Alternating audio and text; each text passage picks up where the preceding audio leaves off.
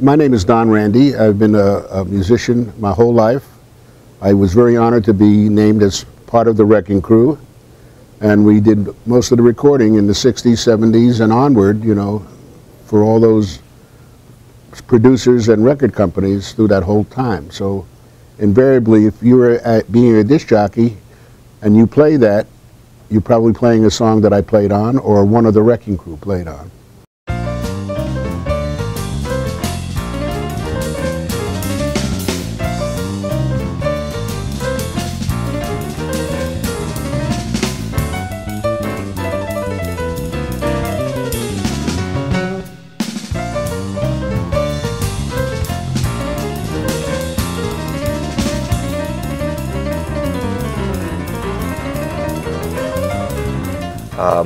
I'm the director and producer of The Wrecking Crew, which is the documentary about the musicians of the 60s in Los Angeles that were basically, they were the recording musicians that did almost 80% of any of the music, 90% of all the music came out of here at that time, was usually had session musicians on it. My dad was Tommy Tedesco, guitar player, and I grew up in it, in the business in a sense, and unfortunately he was passing away, and I started this documentary 15 years ago before he passed. We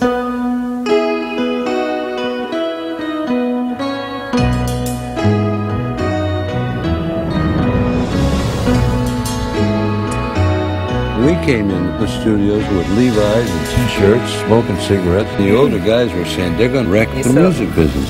Rock and roll is still a dirty word to most of the musicians. Our guys, we welcome the rock and roll. They played for so many people in so many different styles. In the studio, there's the same guys always. There was probably 20 musicians that were doing all the sessions. It was the same guys doing Nat King Cole that was doing the Beach Boys.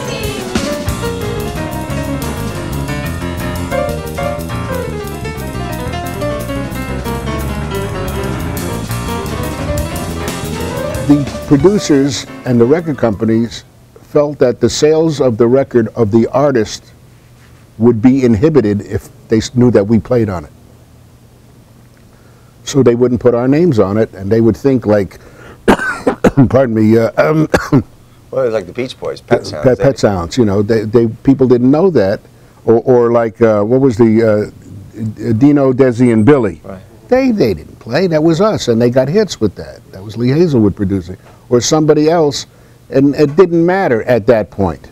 Basically, we were getting paid, and getting paid a lot of money, because once they started saying we have to have that hit band, we were getting double scale, you know.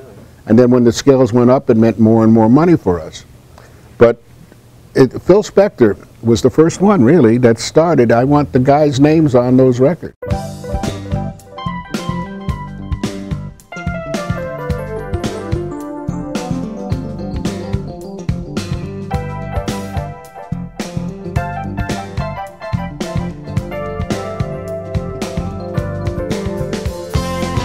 It's funny because watching the film play in different venues, different audiences, there's nothing better. Listen, it's great to play it to an audience that obviously loves the film, but there's something really special when it's filled with people that really know the music.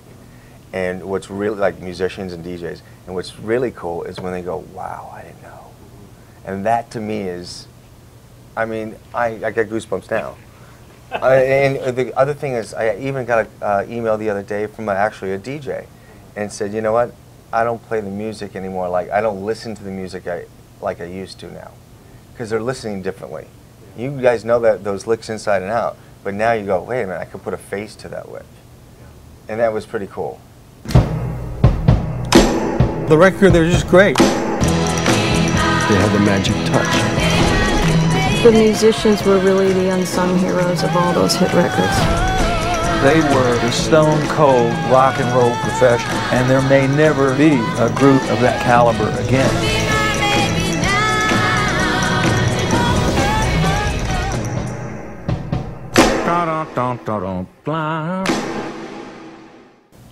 It's going to be exciting.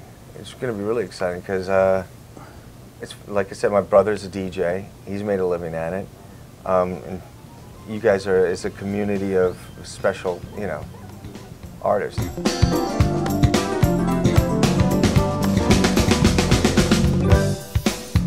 Well, for me, I would think that they would say, you know, I kind of knew that, but now I know it for sure. Because the evidence, the movie is so full of evidence of what really happened.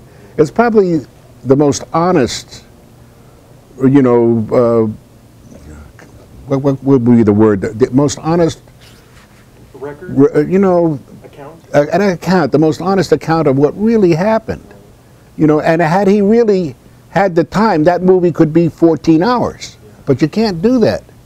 But there's that much information that's interesting and onward.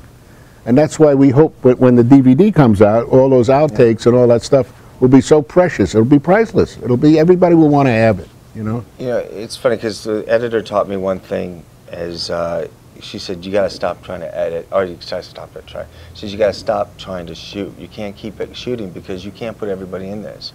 I said, well, that's fine. I totally understand. She says, you'll never fall in love with these characters. If you have 5 seconds, 5 seconds, 5 seconds of everybody that was ever involved, you got to pick a storyline and go with it. I said, well, that's fine, but that's why God gave us DVDs. Yeah. So I never stopped interviewing, still don't stop. I'm very proud that they were so giving, and very proud that we were able to get what we got, you know, 15 years ago when we started, because we lost so many people.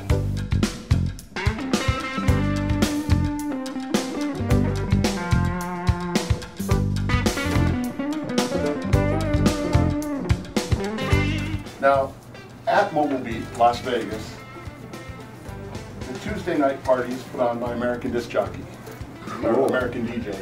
They make equipment, lighting, all kinds of stuff. American Audio, Elation, they make all the truss. Oh, I know. And we got you some stickers, some cable wraps. Cool. And we have passes to their party where Digital Underground will be playing. Let's see, we got a Don Randi pass. Wow. With his name actually on it. Wowee. A Denny Tedesco pass. That's awesome. Yeah, how I'm nice. going to be the hippest, almost DJ. A Susie Green Tedesco pass. Oh, I'm going to have to come up, was coming. Denny. I'm not bringing her. And a Damon Tedesco pass. He's going to be so thrilled. All right, at Mobile Beat.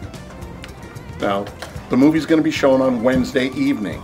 Okay, there's no Wednesday night party because a lot of people are like, well, we want to go, you know, we go to the party, then we want to eat and we want to go out on the bars and we want to go here and there. So this year, we're having the Wrecking Crew screening on Wednesday evening. And prior to that, Monday, Tuesday, Wednesday all day, and Thursday, there will be a Wrecking Crew booth where these fashionable, wonderful Wrecking Crew t-shirts will be available, Wrecking Crew hats, bowling shirts, books. Pretty ladies. Pretty ladies? In Vegas? No way. Yeah, sometimes there are. You'd be surprised. And you know, if they're too pretty, they might be men, so watch out. But so the booth will be available? Yes, the booth will be available the whole time. T-shirts, bowling shirts, hats will all be available. So, you know, if you're going to see the movie, everybody can be all decked out in their Wrecking Crew gear and watch the flick.